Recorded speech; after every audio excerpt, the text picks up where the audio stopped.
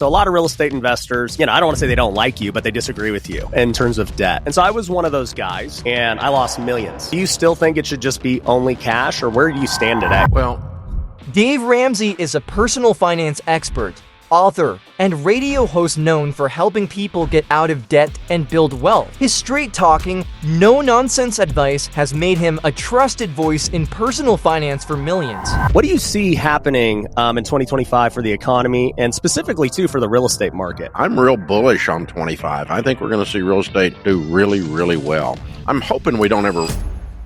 What's going on, Wealth Builders? Today, I've got a special guest zooming in. I've got the one and only Dave Ramsey. What's up, Dave? Thanks for coming on. Hey, man. How are you, my friend?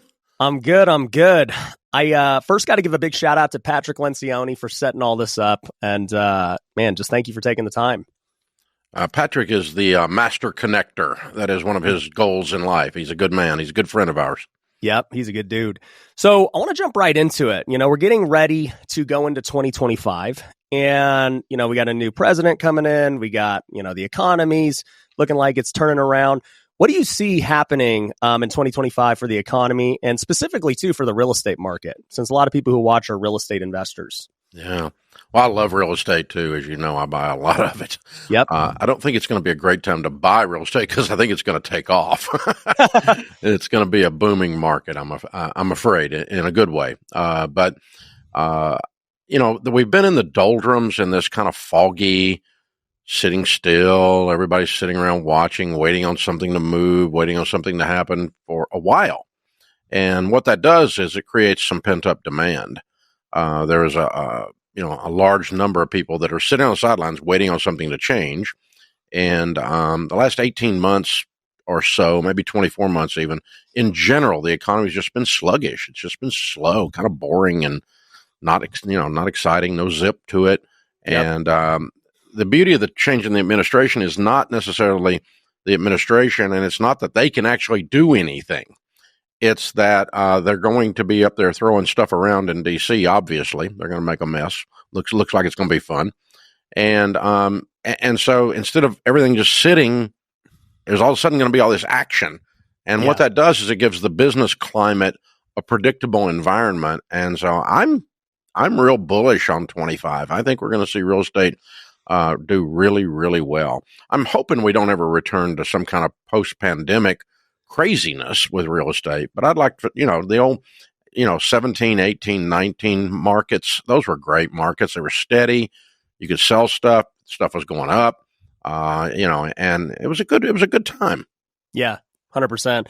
I think, I would agree as well. The last couple of years since, they doubled rates, it got really hard once they doubled rates, especially for guys like me who are investors. And, my primary business is flipping houses. And so I'm excited for 2025 and, just where it's all going. And it's already trending. I mean, I saw after the election, just the demand already increase, on properties that we have and everything else. So it looks exciting from that front. But, that actually leads me to something I want to talk to you about. A lot of your advice is for, let's just say, the typical W-2 employee who, they're on a fixed income, whatever the case is. And so they got to really learn how to budget what they've got. My perspective, and a lot of my audience are entrepreneurs. And so for me, I've always been like, hey, let's figure out how to create, make more. Instead of thinking, how do we budget with what we got? How do we just think creatively and make more? Where do you fit on that spectrum? Are you just focused on, I guess, savings and budgeting? Because that would be, I guess, how people perceive you in a lot of ways. What are your thoughts on just generating new streams of income? Well, I've always been able to make money. I just wasn't always able to keep it. Yeah.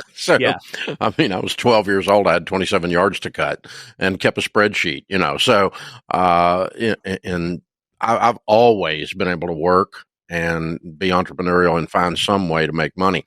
What I didn't always do was move at a slightly slower pace that gave me more sure footing.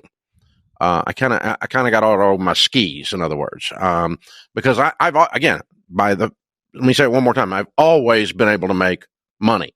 I've always made more than my peers my entire life. Yep. The problem, so that was not the problem. But what that left me susceptible to spiritually and psychologically was I became arrogant enough that I thought I could out-earn my stupidity.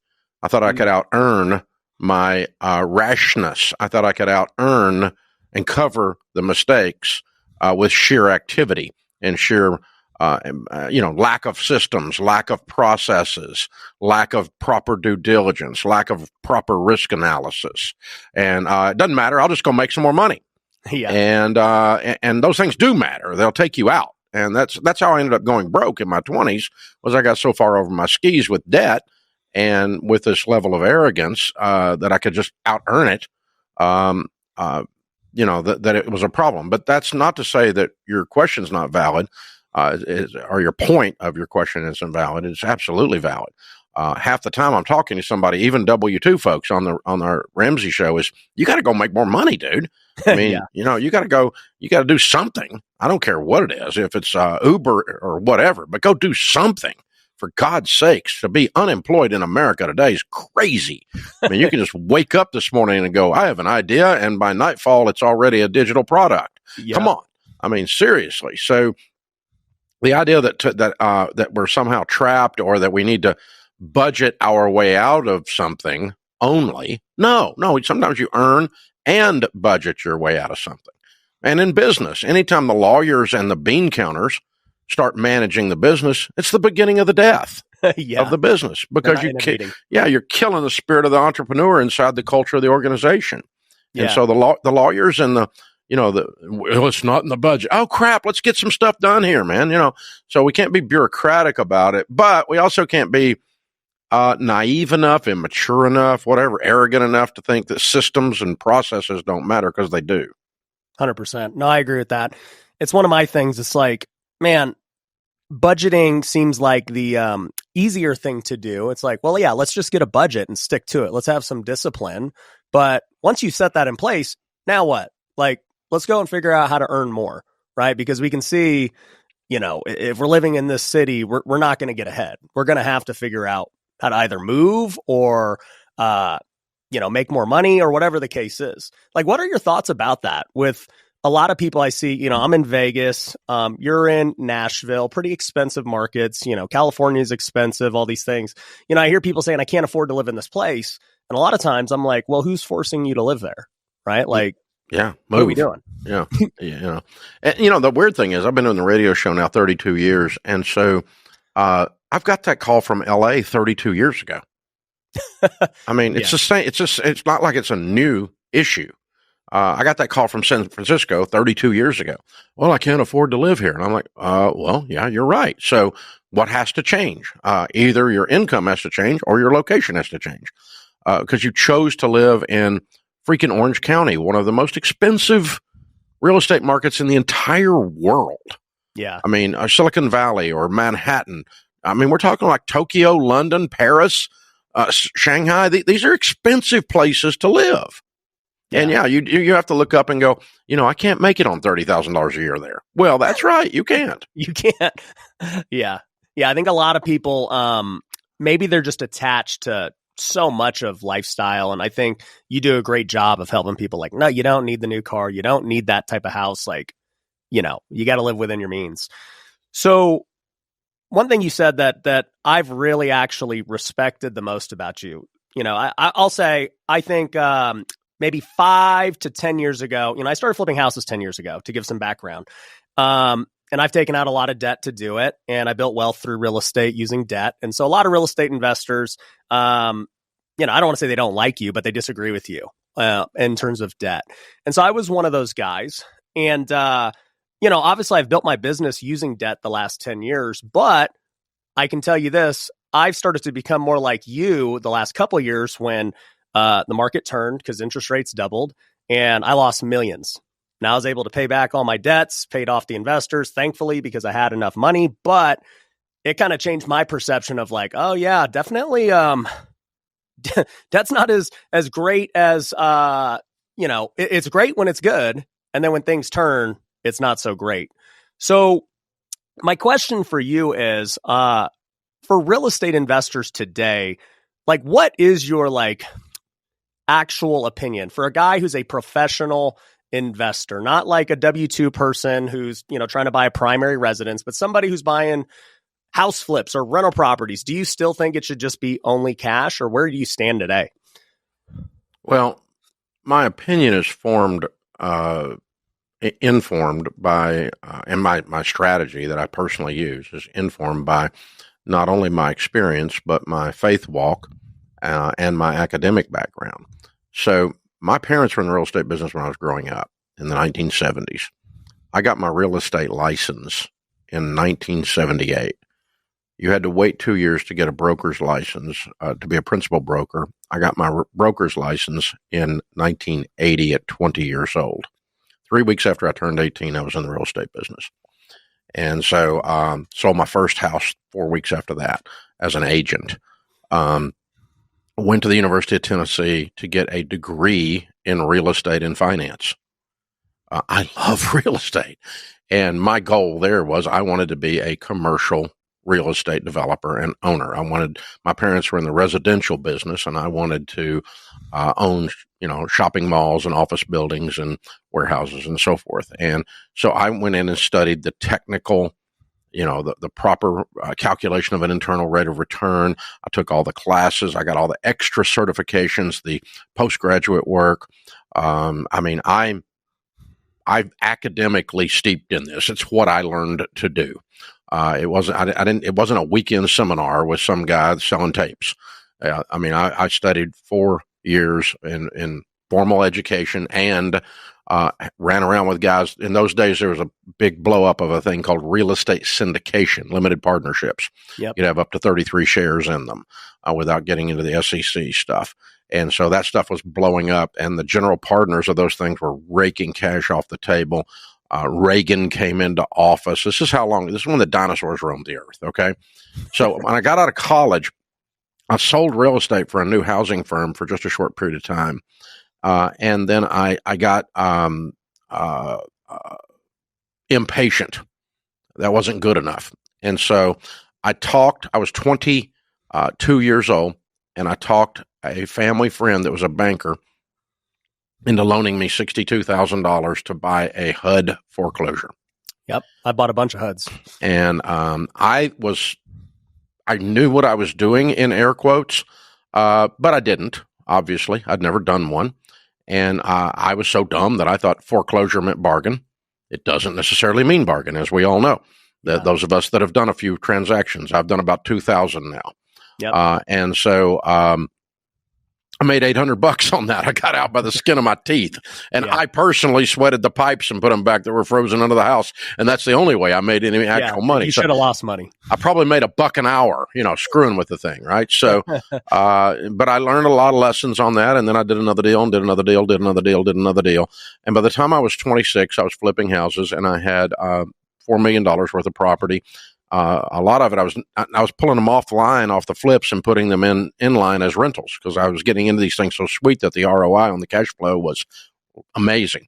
And I started doing historic flips and doing these detailed things. I was running 7 crews. I was 26 years old, and I was a millionaire making $200,000 a year in 1985, which is $1 million a year today. Okay.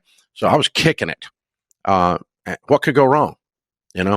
And I was leveraged at 75%. I had $3 million worth of debt, $4 million worth of real estate. That's a pretty good ratio. Yeah, it's not bad at all. And so shouldn't be a problem. The bank got sold. I had $1.2 million out with one bank on 90-day notes for flips. The bank got sold to another bank in another city, and those guys looked down and said, "There's a kid in Nashville, 26 years old, that owes us $1.2 million. This is scary." I mean, Chip and Joanna weren't even born. Okay. I mean, there was nobody doing this stuff. There was no cable TV. There was no internet. There was no one talking about it. There was no weekend seminars.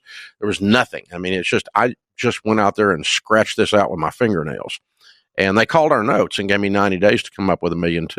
But what I had been doing with some of the notes was if I didn't sell the house in 90 days, I'd just re-up the interest. They'd re-up the note. We'd run another 90 days, it'd sell, and I'd roll that off the books. And I was basically, it was like a floor plan for a car dealer. So that started a crash that took 2.5 years to unfold. second largest lender that heard I was in trouble, 60 days later called another 800 grand. So I got $2 million I got to come up with in less than 6 months, and it's all in real estate. And the market had slowed down. And so the short version of the story is I spent 2.5 years in hell. 1 year I made $200,000. The next year my taxable income was $6,000 because I spent the whole year selling stuff, trying to keep it from getting foreclosed on. Yep. My marriage was hanging on by a thread. I had met God on the way up, but buddy, I got to know him on the way down. And so I started having to consider, because of that experience, that maybe leverage wasn't all it was sliced up to be. And I started reading in the Bible, and I can't find anything positive there about debt. And I thought, okay, I'm broke. My finance professor in college, who told me to borrow, that leverage was the only way, and that anybody in the real estate business uses leverage, everybody knows that, was broke. My finance professor was broke. What's wrong with that picture? It's like a shop teacher with missing fingers. I mean, so I started considering, then I started talking to old rich people, and I found them using little or no debt. And they hated debt. Old rich people, not young rich people. I'd been him. I didn't want to talk to him because he was going broke. And I was in this real estate. There was a guy wrote a book like the ones that are out there today, the TikTok guys and all that crap. He wrote a book called Nothing Down. His name was Robert Allen. Yep. And it was a famous thing. And he formed clubs in each of the cities to teach nothing down, and these real estate investor clubs. I was a member of the club. I was one of the officers in the Nothing Down Real Estate Investor Club. Interesting. Of the 200 people in that club, 100% of them 10 years later were either had reverse course and gotten completely out of debt, or they were broke. Mm-hmm. Most of them just went broke, like me. I went broke. I lost everything. I filed bankruptcy. I was sued 78 times. And at the bottom of that, I said, okay, I love real estate, but I don't like debt. And God reinstalled my risk meter into my chest, and I now know that there is risk. And I didn't perceive the risk before. I didn't think there was any risk because I thought I'm stinking good at this. I was good at it. I didn't even lose money on the deals. I made money on almost every single deal. Yep. But it didn't matter because I had built a house of cards that some moron banker could pull the plug on and destroy my life. I left myself susceptible to outside variables in business that took my head off. So all of that long story to say, I don't borrow money for anything, ever. And I own about $700 million worth of real estate today. And I don't have a single piece of debt, and I've not had a single piece of debt since I went bankrupt in 1988. I love that story. And, you know, as a Christian, I have actually been thinking about this a lot lately with, just all my life experiences too. I think for me, you know, I've been in real estate now 15 years, and the first 8 years, you know, just killed it, did great. And like I said, experienced losing for the first time and dealing with the stress of dealing with that entire situation. And, you know, at that point I'm 35 now. So I was 33 when all of that happened, and it sucks. And it's pushed me to do other forms of real estate where it's not debt heavy, you know, things like wholesaling and, you know, other things like that. But I would just say for a lot of guys who are listening to this, it's hard because you look at it and you're like, well, you'll never own a home if you don't take on debt. Like take the fact out of like house flippers and, you know, buying rentals and all that stuff. Like, at what point, is there any point where debt is acceptable? Because I've heard you talk about, you know, getting a primary residence with debt. Like, what changes from that aspect? Well, I just don't yell at people about that one, and then to put it in place where you turn around and pay it off quickly. That doesn't mean that all of a sudden debt became a good thing. Yeah. It's just a tolerable thing. And so here's the simple ratio, and we all know this ratio. All your viewers are smart guys and gals. They're not dumb. So the ratio is real simple. More debt equals more risk. Yeah. Less debt equals less risk. And as you manage a portfolio of anything, if you can keep your risk low and play the game a long time, sustainability is the key to wealth building, not being brilliant for 10 minutes. Brilliant for 10 minutes will get you freaking killed. I know the guy. And, I had a friend had $111 million net worth, and it was all in those real estate syndication things. At 78 years old, he died broke. Wow. Every bit of it went down. I had another one that was 72 years old. He lost his health and lost a $15 million portfolio, all because there were too leveraged. Now, what is too leveraged? I don't know. You guys got to decide that for yourself, right?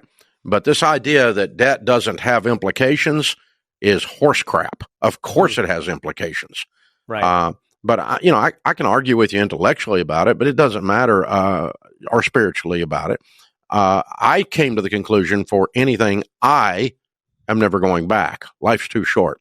Right. And it's worked out, because here's the thing. Even though it's harder initially and it's slower, you don't go backward. There's no reset. All I do is just make money every stinking month. Yeah. All these properties that I own, 100. You know what cash flow looks like on a dadgum? I got an $8 million strip center down here. You know what the cash flow looks like on that sucker? Oh my God, it's amazing. You know how much I worry about it if a tenant gets sideways down there? Zero. Yeah. I'm going to lean on that tenant, and we're going to work it through, and I'm going to do the right thing for them. I'm going to be kind to them. And if they can't make it, we're going to move them on. And I'm not going to sit here and go wring my hands. Oh, I have to have this tenant because I have to pay the mortgage. Yeah. And then you take on a stupid butt tenant, or you become codependent with your tenant. And anybody's done enough real estate knows that temptation. Yeah, 100%. You know what I was thinking about a lot as a business owner, because for me anyways, the idea of debt is that, well, you have this obligation to make every single month, regardless of how the business does. So let's just say, the business is a rental property. Regardless of a tenant, you have to make that payment. Right. And I've thought about this a lot as owning a business too, right? I mean, my business doesn't have any debt on it. I didn't raise capital for it or have investors, but I have a big overhead, multiple six figures a month in marketing and salaries and all of these things. One thing I've wondered is how do you look at business expenses that are monthly obligations? And in my mind, they're not really that different than debt. I mean, you can get out of them, I guess. You could stop marketing. You could, get rid of the staff, but there's still obligations every month for the business to actually make money. Well, the difference is the time horizon that you're dealing with. I've got 1,100 team members here. Our payroll's well in excess of 150 million. Yep. And so what's the time horizon on that? If 5 of our departments completely go to zero revenue because there's some kind of a weird disease out there. Yep. That could have happened a couple of years ago. I'm just saying that might have happened. And so, what's the time horizon on that? Well, if I've got a payment on the office complex that has, our campus, if I've got a payment on $500 million there of that on that campus, and I've got these payroll, I can adjust. And I did. We didn't. I told our team, though, when we start losing money, I'm going to use some of the cash reserves we have to try to keep you. But when those start dwindling, I don't borrow money. So you're going to go home. I'm not going to take a salary. I'm not going to pull any profit out of this. I'm not trying to make money, but we're also not going to keep, a team when the thing's not profitable. So I've got a friend that had 1,000 people working for him in the mortgage business, and he's lost over half of them because mortgage business has been so slow. Yeah. And he had to, as a matter of mathematics, trim the staff. He didn't have a choice. Yeah. You can't do that with a mortgage. You can't do that with a debt payment. You can't just go, it's inconvenient, so I'm not going to do it anymore. You can't do that. The bank doesn't play that. But with employees, you can do that. Or with marketing, you can say, all right, I'm going to change my marketing direction. With the Apple 13 and the wars with Google Words and the Facebook page, the ROAS, we're all fighting those digital things right now. We've had to repurpose some of those marketing dollars because they jacked the prices up so far on them. Yeah. And I'm backing up, I'm crawfishing on it, but I can decide to step in or out of that market on a whim almost. I can instantaneously. I don't have that option from a planning horizon when I've got a 30-year obligation. Yeah. No, I love that. And I agree. Like, that was the thing for me is just realizing when things aren't going well, the real estate market shifts, the economy shifts, people aren't spending as much and different things.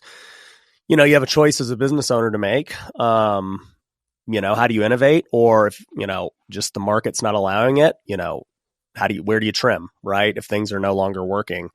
And it's made me think too, like for a guy like you, who's been doing this now 30 plus years, right? You said you had the radio show for 32 years. You guys have been, consulting and doing education. And I mean, you've been doing podcasting essentially for a long time, way before it ever got big. What are some things you've had to change over the years in order to maintain that level of consistency? Because the products and, like you said, ROASs are changing with Facebook and all these things. Like, you got to constantly be adjusting and pivoting. Like, what are some changes that have occurred throughout the years in order to stay where you guys are at now? We figured out accidentally, and it wasn't because we were geniuses, that you need to not change your principles and always change your processes. The opposite of that is the person who changes their principles every day, but never change the processes. That's called a bureaucrat. The second one. An entrepreneur says, I stand on these principles. This is who we are. It's how we go at it. But the process has changed. I mean, when we started, there was no internet. When we started, there was no cable TV. When we started, there was no, there was no, the marketing stuff we have available to us today. There certainly was no Facebook. There was no anything like that. And so what we learned in a rapidly evolving marketplace is to be platform agnostic and be agnostic to, okay, maybe we're not going to use personal salespeople. Maybe we're going to use a different approach, or maybe we do need personal salespeople and in a market where somebody's not using them. But, I don't really care how we do it at all, as long as it works. Yeah, it's just got to work. Yeah, and so just iterate, change, test, and I never sell out completely to one methodology, because as soon as you do, it'll change, and then you're screwed. Yeah. So we're always in all of them. So we were on talk radio, AM and FM talk radio, and they put these $150 million satellites in the air, two companies, Sirius and XM, which later merged to become Sirius XM. And the radio world's like, oh, satellite radio is going to put everybody out of business. And I'm like, they might put everybody out of business, but I'll tell you what, I'm going to jump on there. I'm going to have some fun with it. Oh, you're leaving radio? No, I'm going to be on both. And, then a few years later, we go past dial up to right. And we get broadband and we get, full connect, and we can actually start broadcasting over the internet. And a guy walks in my office and says, we need a podcast. And I said, what the crap is a podcast? And we were the first talk radio show, major one, to put podcast out. And we didn't put it behind a paywall, which upset everyone. You can't do that. You're giving it away for free. And I'm like, no, yeah, that's right. I'm giving it away for free. If you help enough people, you don't have to worry about money. That's the principle. The process is Spotify, Apple, Facebook Live. Who cares? Let's do it all. Yeah. What year did you guys start doing the podcast? Hey, man, we were in the first few hundred. We were the first one. We were the first podcast in major talk radio, because it really upset all of them, because Rush Limbaugh had come out and said he would never do it. And he never did, by the way. He would never abandon radio, because radio had built his career. Yeah. And I like this wonderful loyalty. That's his principle. But our principle is radio would slit our throat at any moment. So we were ready to go at any time. We go back and forth all the time. Yeah. So, we come out with, we have best-selling books. Well, then there's ebooks, and ebooks are going to take over the world. Well, they haven't, not even close. They're still only 1.25% of the market. Wow. But let me tell you what did take off: audiobooks. Yeah. Audiobooks are revolutionizing the publishing world right now as we speak. Malcolm Gladwell's doing audiobooks that sound like podcasts. and they're fabulous, high production value stuff, and he's killing it with it. His revenue streams are amazing.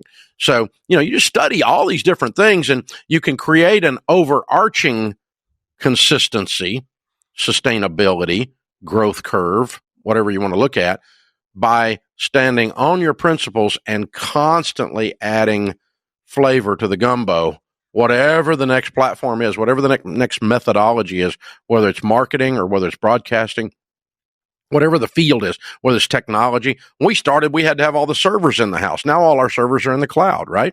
Yeah. And so, all these things, and guess what? In 3 weeks, they'll probably not be in the cloud anymore. Not 3 weeks, but 3 years. I don't know. I mean, Amazon may decide they're going to screw up the world with that. And, if they do, then we'll have to figure out something else, because we're not going to be shut down by having sold our soul to a singular process. What do you think about AI right now and what it's doing for business and jobs and everything else? I'm probably like everybody else. I think it's there's two sides to this coin. There's a tremendous amount of evil is going to come out of it. And I worry, as a person that creates content, millions and millions and millions of hours of content over the last 30 years, I worry that, the piracy aspect of it, the theft of, the theft of your voice, the theft of whatever. I mean, we're doing stuff internally where my voice sounds, it's better than I am. Oh my gosh. I mean, it's crazy how good this stuff is. So the downside is all the negative that can happen with it. And it could reach a point that, kind of everybody knows most things on the internet aren't true now, but they may start to believe nothing on the internet is true. Yep. Because you won't be able to detect a fake, and the consumer will have lost trust in the source of the information as being real or reliable. And when you do that, we've got a real problem. That's the downside. The upside is it's a workhorse. It'll do a lot of wonderful stuff. I mean, I just did an audiobook for a book I've got coming out, and that's 16 hours in the dadgum studio reading, and I hate it. It's like a root canal. But it needs to be in my voice, and I need to do it. I need to do my work and shut up and don't whine, Dave. Okay, so I did it.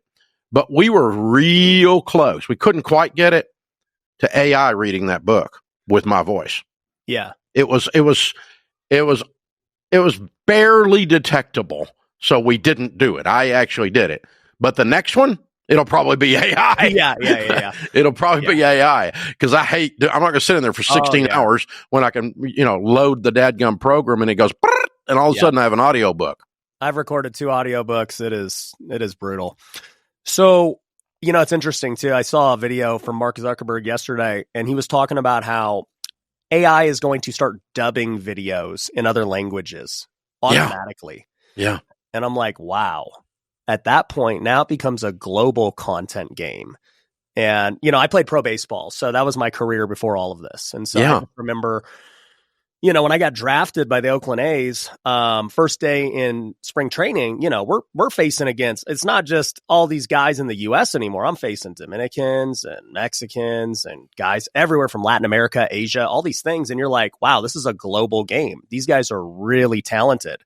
And it made me think about, there's already a lot of concentration at the top with like influence and all those things. And I'm like, wow. Now, if you have Dave or Mr. Beast or any of these guys who are already big, they're going to be big everywhere now without even trying. And you already are big everywhere, but like to a just crazier degree.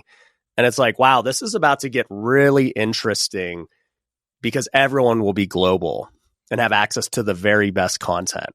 Yeah.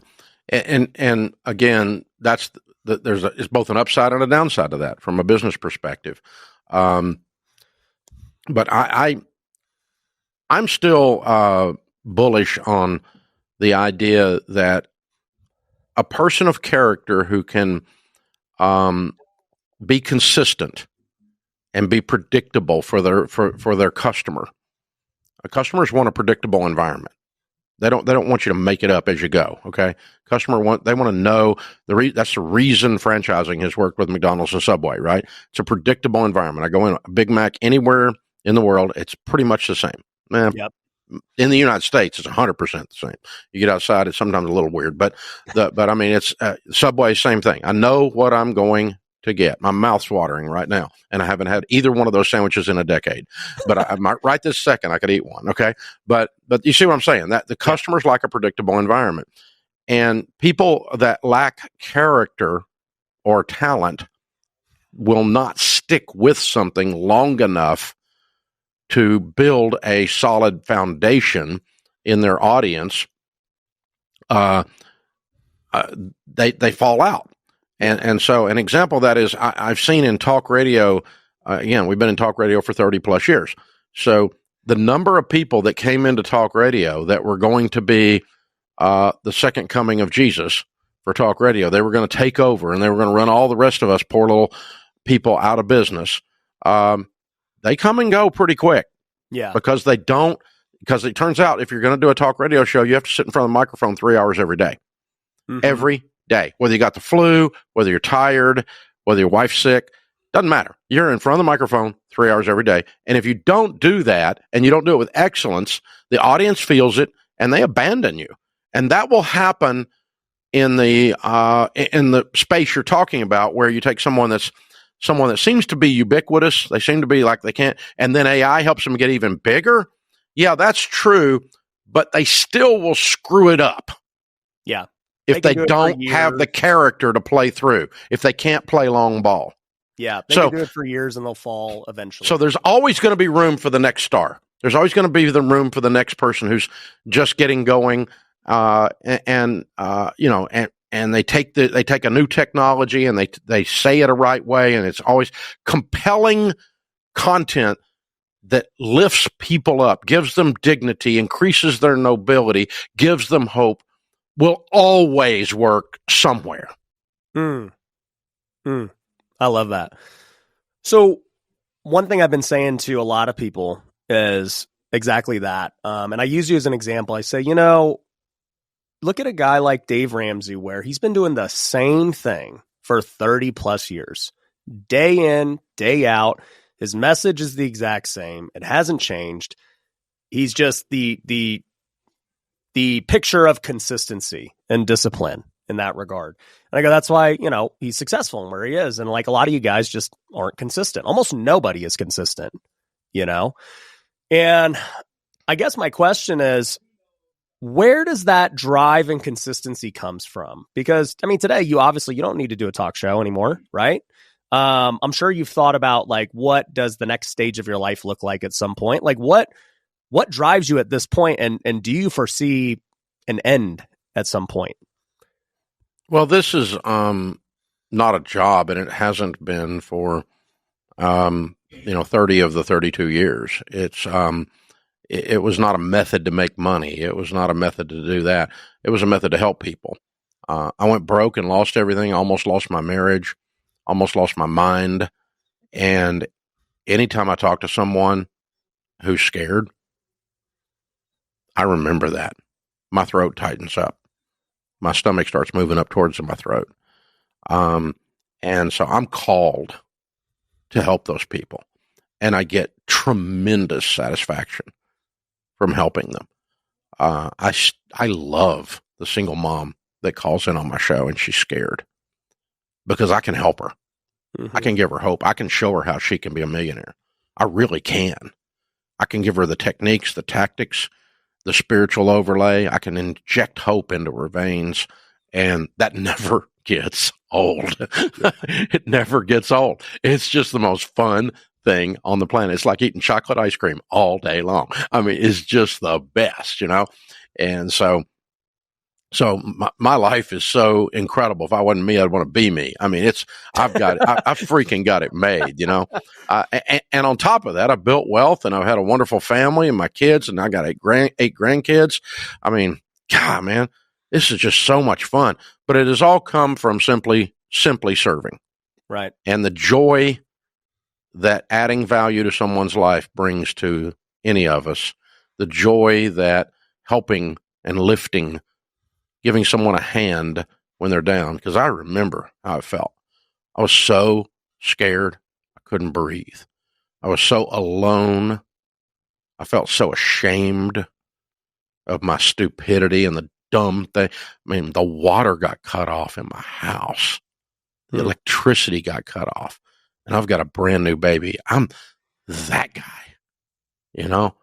And so I always try to find him because he's out there everywhere and she's out there everywhere. And look at me now. I mean, so you don't have to stay there. That's a moment in time, right? Right. And so you know, I'm the poster child of you can make it. If people say they can't be a millionaire in America today, I laugh at them. I've done it twice. I'm so dumb it took me 2 shots, you know? So it can be done. So that's why we do it. As far as end game goes, you know, we started our succession planning 16 years ago. Complicated to do succession on something like we have at Ramsey. And we've transferred the ownership of the company into trust and got now the estate planning issues. I only own 1% of the company, but I own the only voting stock, so I'm still in control.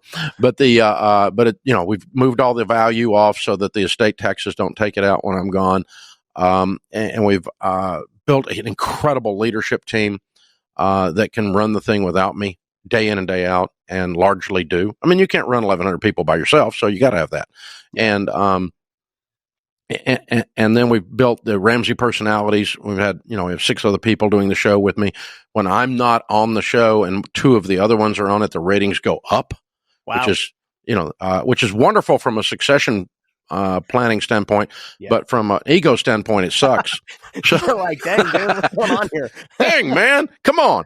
I'm a walking dad joke now, so there you go. Yeah. But the we're ready for succession now. Yeah. So, my goal is, you know, my son moved into the president's role. He and the operating board run the company 3 years ago, and I'm the CEO. So he and I ran 50-50. The first year, the second year, 60-40, the third year. And now we're at about 80-20. He's running about 80% of the day-to-day operations here and the planning and the vision casting and he's a phenomenal president. He's very good at what he does. And I'm running about 20%. In a few years, I'll be doing 0% of that. And my long-term goal is to stay broadcasting and speaking and, some writing and whatever else from the Ramsey personality perspective, as long as I make sense. I don't want to quit. I'm not going to 100% quit. But if I quit making sense or it's not fun because my health goes or something, then I'll quit. But my goal is to just keep doing it as long as I can. Yeah. I have something I tell Christians a lot, and I'm curious your perspective. I always say, you know, you'll never hear me talk about retirement. And I'm young, so I mean, I haven't gotten like worn down yet, but I'm like, dude, I don't see anywhere in the Bible where retirement's a thing. You know, when you just look at Paul, he's talking about running the race to the end. You see these guys, they're just working in something until the very end. And it's like, I could never see myself being obedient to what God's called me to do on the golf course every day or on the beach and just chilling. What are your thoughts? And it can take different forms, but you're right. But again, I'm a blessed human in that I know exactly why I'm on the planet. Yeah. And it gives me great reward, so it's easy to tell if I'm in my lane or not. Now I'm not above being on the golf course, and Sharon and I are traveling more and more. We've had some wonderful trips in the last 12 months that are unbelievable. I got to do the pyramids in Egypt, man. That was pretty cool. And, you know, that kind of stuff. And for a kid from Antioch, Tennessee, little redneck hillbilly, that was an amazing trip. And so, but you get to do some stuff like that and then come home and turn on the microphone and help somebody and so on. But there's not a financial pressure to do it. So I'm huge on having enough wealth that you don't have to work. But I meet very few people that completely quit work that are joyful. Got it. So I've got a question as it relates to me, and I'd love to hear your perspective on this. So I started out in the so I grew up in the church, to give you some context. And, you know, I just started out in just secular business, doing real estate investing and all these things. And then a couple of years ago, I felt like God was calling me to do more things for the kingdom. And so we started a nonprofit, and now we throw, you know, big business events for Christian entrepreneurs. You know, even at my secular business events, we'll have 1,000 people there, and, you know, I'll throw a worship service and I'll bring a pastor, and it's good for you. That's cool. And so we've seen, you know, hundreds of people get saved, and it's awesome. I don't even tell people at this point that there's going to be a worship service. It's just in the event because it might be the only time they hear the gospel. And so, for me, that's just been my conviction, is to incorporate it not only into my secular things, like at a strong level, not even like in an optional level. It's like, you're going to hear about it. But then also to do things to, I would say, create more disciples, right? Like a lot of them are already saved. So like, let's build them up as disciples. So my question to you is, I've watched different guys like you and maybe like a John Maxwell. And John was actually here at my office 2 months ago doing an event. And I've watched you guys, correct me if I'm wrong, but I think like both of you started in the Christian space with your business and then eventually kind of went into the secular world. Now, obviously, you both still, unashamed in faith, and it's a part of everything you do. And whereas I'm like, I started in the secular world and now I'm doing more things in the Christian world. So I guess I don't know that there's like a real question with it, but I'm just like, what has that experience been like for you? Like, I guess starting out in the Christian world, going over there, and like, I don't know, what kind of feedback or thoughts do you have on it all? The material that we teach was sourced in the Bible, but we really didn't start in the Christian world. Okay. I just grew up in churches where I always saw you guys. Yeah, having different things. 50,000 churches have taught 10 million people Financial Peace University. So Financial Peace University is a Christian product. It's driven by Bible verses and shows you exactly how to do it. And then we moved that product into corporate America. It's called Smart Dollar. And we paired the level of in-your-face Christianity down from that. We have a high school curriculum. It's in 48% of the high schools. 6 million students have been through it. And obviously, if you're going to be in a public high school, there are rules and regulations on how you can intersperse religion of any kind into the public school setting. It is not, by the way, just as an aside, it's not permissible by a Supreme Court ruling for it to have zero. But you cannot proselytize. It has to be instructional. So anyway, there are Bible verses in our stuff that's in public schools, and 6 million students have been through it. So we were in a lot of different spaces. Talk radio, I was 680 radio stations. 2 of them are Christian. The rest of them are regular mainstream talk radio stations. So I'm on with, Sean Hannity or, whoever, name whatever talk radio host, right? Rush Limbaugh in the old days and so on, Ben Shapiro, those kinds of things. So that's the stations we're on today even. So we had pieces of the business that were aimed particularly into the Christian market and then pieces that were aimed out there. And then what we did, one of the benefits I had, one of the things that came from going broke is I lost what the Bible calls your fear of man. But I lost what that means. I lost my need to impress an individual person to keep somebody happy. Instead, I'm just trying to be who I am, and who I am is a follower of Christ.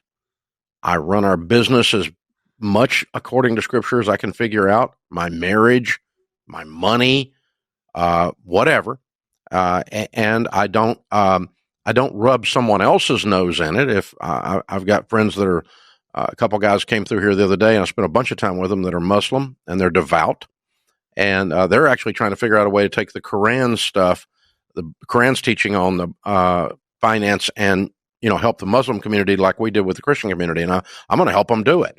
And so, but I don't have to not be who I am to do that, and I don't have to be mean to them to be a Christian, and so I've got lots of friends in the Jewish community, lots and lots and lots of them.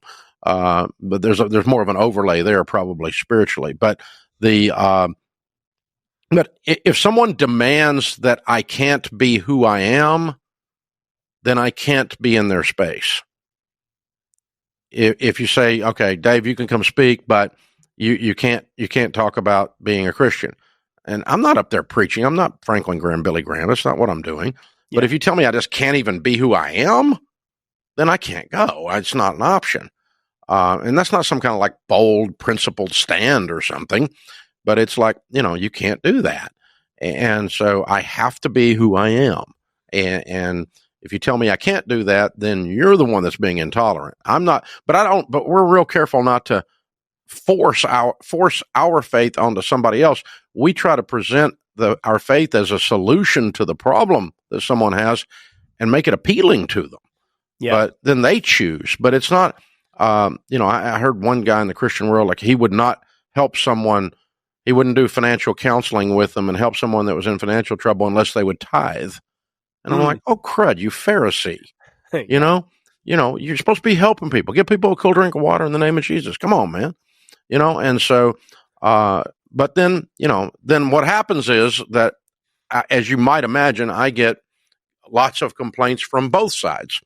I'm too Christian for the crazy atheist, and I'm not Christian enough for my brothers and sisters who are oversaved. Real estate investors, I found a brand new way to create cash flow that's better than anything else I've ever done. It's better than rental properties, Airbnb, my flipping business, multifamily. It's the best thing we've done yet. It is building an automated wholesale business. Now you might be saying, Ryan, how do you build an automated wholesale business? Well, what if you had the same exact leads that I get every single month? What if you had a sales script that was so easy to close deals over the phone that you could do it all across the country? And what if you could sell your deals directly on the MLS without a real estate license and without having to actually own the property and getting top dollar? Well, we do that with this new method. And I made an 11-minute video where I go over how it all works, how you can start doing it today. So if you want to go see that video, go to wealthyinvestor.com, go click the case study and see what I'm talking about. Yeah. Oversaved. Yeah. I know there's a lot of people who'd be mad that you're, going to go help Muslims spread, something with the Quran. So yeah, that's the thing I've realized too is, now being in the limelight, and then also knowing a lot of people behind the scenes who are in the limelight, who are Christians, whether they're pastors, whether they're guys like you, wherever else. And it's like, man, you just see all the criticism, especially once your faith is out there from both sides. I'm like, dang, dude, I did not think this many Christians would be mad over, interviewing this guest or whatever the case is. And I'm like, man, dude, there's a lot of work to be done.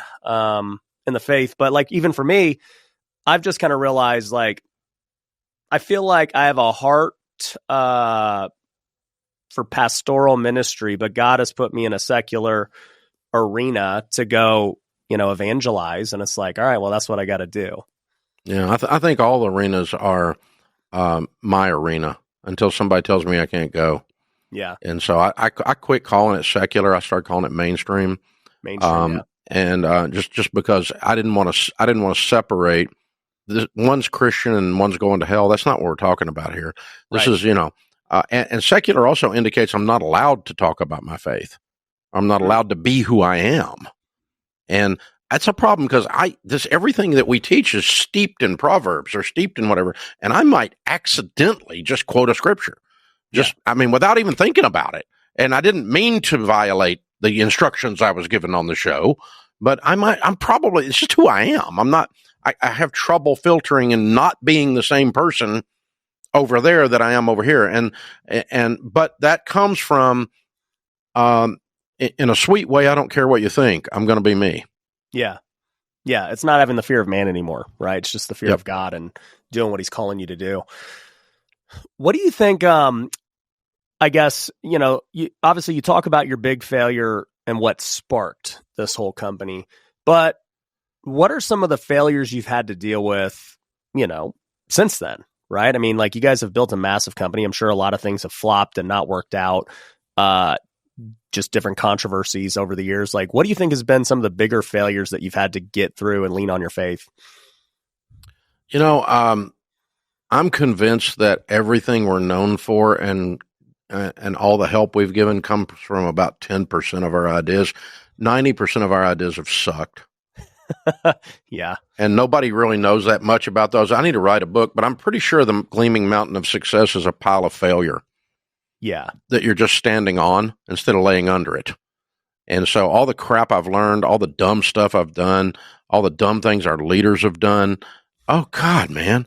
I mean, it's unbelievable.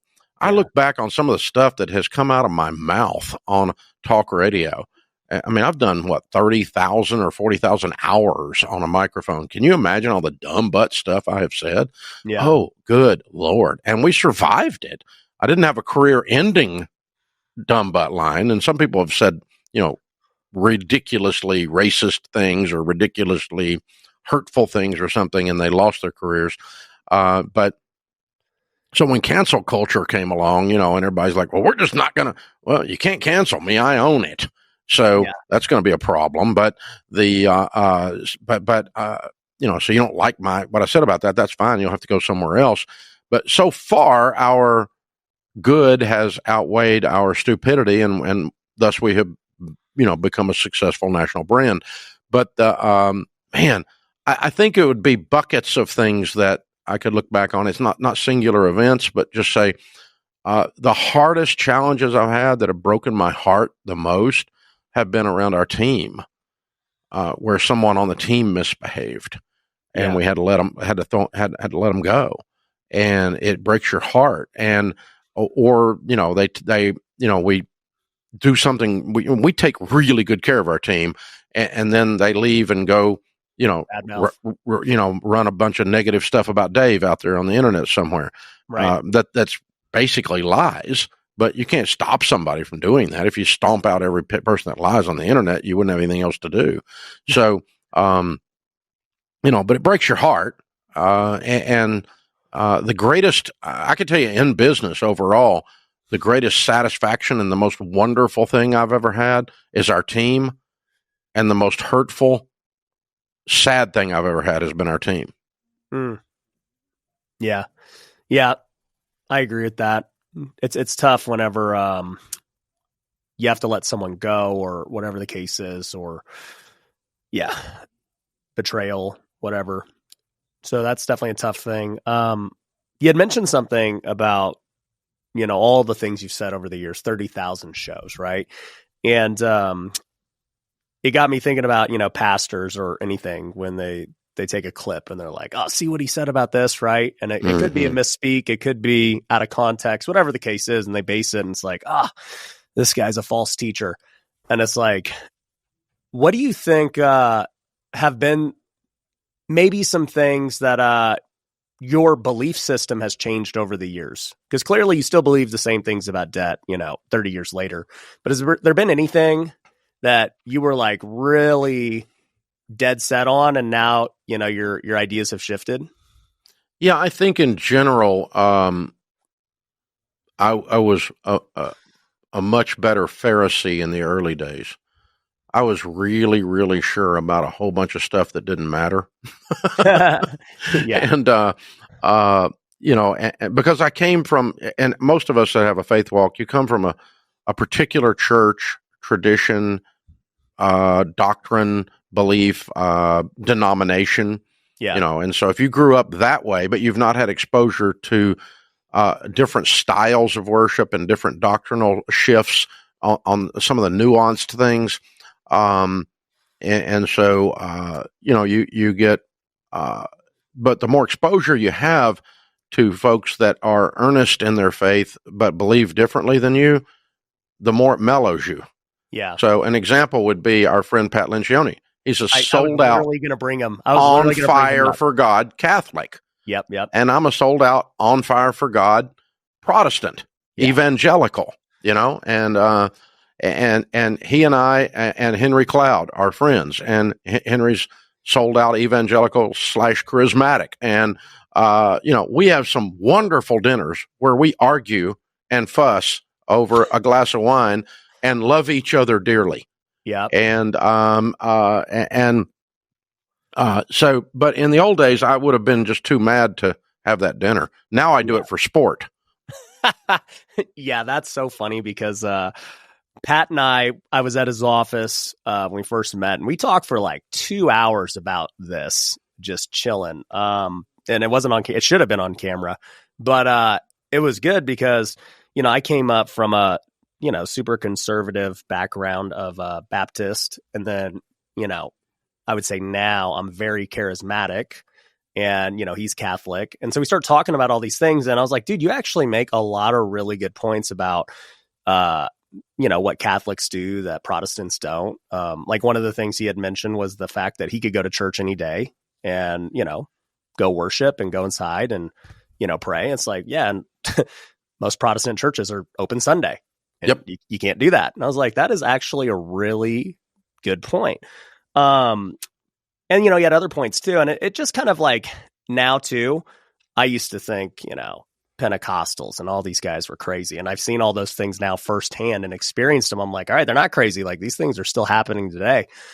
And some of them are crazier than a loon, but some of them, it's so real. It makes the hair stand up on the back of your arm and you're like, oh my Lord, the Holy Spirit just walked right in front of me.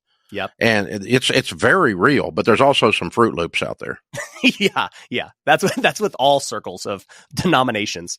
But it made me, as my own faith journey has grown and getting around other people and different denominations and everything else. One thing is clear, and Pat and I said this together. It's like all the fighting over secondary issues is like the issue, with so many denominations. And it's just like, the more I realize, like, the more I grow, the more I realize, like, each one has just different pieces that, and I align with. Once I left Nashville and went to whatever city and spoke at a different brand of church, we have 50,000 churches teaching this stuff. Yeah. I mean, every version of anything was teaching it. And even things that people might not even consider faith, which is fine. But, whatever. A lot of them didn't like each other. But I would go in and I would go, okay, I'm getting ready to speak in your Sunday morning service, and I don't know where the landmines are because I've never been in a place like in this brand. So you got to tell me, because like I went to a Nazarene church and told a story about my daughter going to the prom, and the pastor said at the break, he said, now next service don't use the prom because these people don't dance. And I went, okay, so right, and it's like, okay, didn't know that, and I never occurred to a boy like me, So that was the thing. Yeah, so and yet I find all of those people to be earnest, honest, wonderful. Yeah. Good moms and dads, good leaders. They love the Bible. They love God. And so I'm not going to argue with them about dancing. Yeah. Life's too short. Let's get the big stuff right and be in agreement on that. And then we'll let the rest of it, y'all do whatever flavor you want. Yeah. Well, I mean, I just look at Acts and, it's like, man, if it's sin for that person, don't cause them to stumble, and that's how we've got to treat it. It's like, whatever. I'm not going to eat meat in front of you. I'm not going to talk about dancing in front of you. Like it's all good. So the irony is that there's plenty of small-time, small-minded Christian people that have done a critique of Dave Ramsey trashing me. Okay. And they're on YouTube right beside real estate investors who have done a critique of Dave Ramsey trashing him for clickbait. And it's the same thing. It's the exact same spirit. And it's like, hey, go get a life. Yeah. I'm just over here doing my thing. Why don't you go do yours? Yeah. And I say I used to have that kind of spirit, a critical spirit. And now, I mean, my eyes have opened up tremendously. Being in the limelight, talking to the same people that I would criticize, getting to know them. And it's just like, wow, like, I don't, but I guess that's what Satan wants, right? Is discourse and fighting and everything else. Like it makes. Yeah, I had the opportunity to interview President Donald Trump before the election. Elected. I saw that. Yeah, I saw that. And we sent out the same exact message to Vice President Harris and said we'd be happy to interview you. I aligned politically and value system much more with the ideas that Trump stood for. But I would have I didn't get to interview her. They wouldn't do it. But I would have loved to have interviewed her just out of sheer curiosity and would have been very kind to her. I'm not going to do a hit job. It's not what I do. I can disagree with you and still enjoy the intellectual process of being curious with someone. Yeah. What did you learn from interviewing Trump? It humanized him. For me, and really for a lot of our audience, the way the tone he took in the interview was much more normal and not so weird wackadoodle stuff.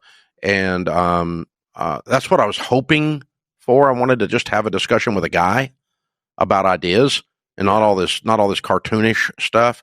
And that's what I wanted to do. And we did about 90% of the interview did accomplish that. And so, and off camera, it was the same thing. It was very likable, very kind. My wife was there, and, I had a great discussion with her, and, but not over the top and not ego and not narcissistic and not any of that. Just very on point and doing what he's doing. He said, I'm running for president, and I think I would have found the same thing to a degree with her. Yeah, I really do. I don't think obviously she got beat and she's probably disappeared from the political scene at this point, but I still would have enjoyed the process of sitting down with someone that I'm not aligned with as much as sitting down with someone that I am aligned with. Yeah. I had the conviction this year to really actually get more involved in politics. Like before, I'm like, whatever. Like I'm not gonna. It's not even that I didn't want to offend people or anything. I'm just like, it's just not. I'm not like super passionate about it. But I don't know. This year I got a lot more passionate about it with just where the world's going and everything else. And it's like, all right, if I have influence, I need to use it in a way to push Christian values. And if one party's gonna, take the guy out of it, right? Because a lot of people want to attack his past and his background and his personality and all these things. And I'm like, yeah, he's just a man. If you live to 83 years old, you know how much sin and if there had been Twitter when I was in college, I would be so screwed. I know, that's what I'm saying. I'm like, dude, he's 83 years old. He's been in the limelight his whole life. What do you think? Like, there's going to be so many dumb stories that he did. Like, but, I'm looking at the result. If this guy gets elected, what are the results and the values and things that I, value? What do I think is going to happen, or the probability of it happening? Right. That's kind of how I looked at it. And it's like, you see so many, even Christians who are like, I can't believe you'd vote for this guy and all this stuff. And I'm like, oh yeah, we got so emotional. Like we had so much hate. It was unbelievable. Yeah. It's crazy. It was fun. Yeah. Well, Dave, I want to be respectful of your time. I could go all day, man, but, dude, I just appreciate everything you're doing, especially for the faith, for so many people who are in tough spots, even though you don't have to be doing it. You choose to do it and answer the call. So I just want to, just commend you for that. And I admire your consistency and discipline to keep going and just maintain the same message and everything else. And so just appreciative of everything you're doing. And what do you got coming up that people can go to? You got any events or anything that people can attend coming up? We'll be doing a free live stream that is free, so just check it out on January 23rd. Okay. And it's the time that don't miss out on the jump that the economy is going to take by not getting yourself straightened out and getting in order. And so that we're going to help folks, make sure you got that foundation laid to take advantage of an upswing instead of standing on the sidelines watching other people win. And we'll be doing that on January 23rd. You can check it. Everything we have is at RamseySolutions.com. So you can find everything there. Cool. Thanks, man. It's good to be with you again, my friend. Yeah, it's great to see you. And hopefully it's the first of many things. Appreciate you. Absolutely. Any way we can help, let us know, brother. Awesome.